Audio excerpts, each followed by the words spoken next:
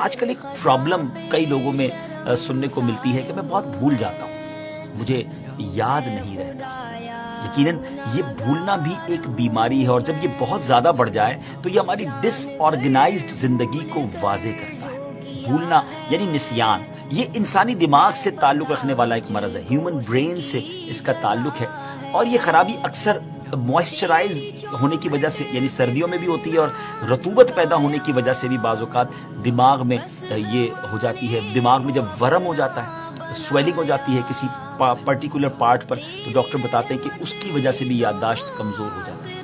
مگر یاد رہے کہ ماضی کی باتیں جب بندہ بھولنے لگے، حال کی باتیں بھولنے لگے، جس طرح دیگر بیماریاں کسی نہ کسی ریزن کے نتیجے میں ہوتی ہیں، اسی طرح بھولنے کا جو مرض ہے، اس کے بھی کئی اسباب ہیں۔ جن وجوہات کی بنا پر نسیان کا مرض پیدا ہوتا ہے، ان میں سر فہرست گناہ ہے۔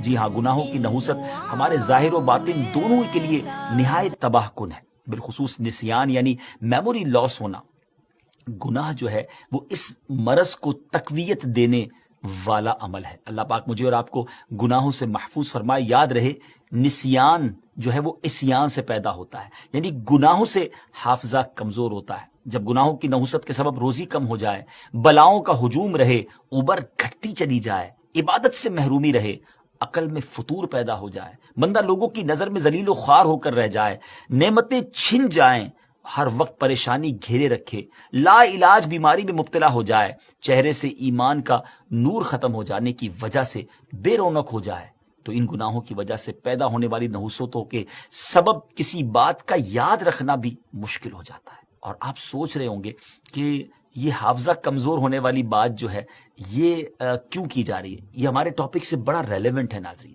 اور حافظہ کمزور ہونے میں جو سب سے بڑا گناہ ہے نا، جو بہت زیادہ ریلیونٹ ہے، جس کی وجہ سے ہمارے یادداشت میں کمزوری آتی ہے، اس میں بد نگاہی ہے۔